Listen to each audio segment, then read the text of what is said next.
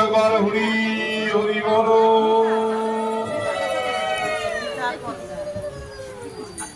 মুখং করতি বাচালং ভঙ্গুম লঙ্ঘয়তি গ্রীম যৎকৃপাতমহং বন্দে পরমানন্দমাধবম। যাহার কৃপায় বোবাও কথা বলতে পারে, আর পঙ্গু সে পাহাড় অতিক্রম করতে পারে। যাহার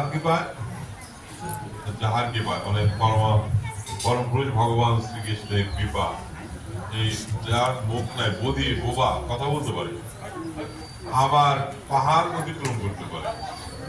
ওরা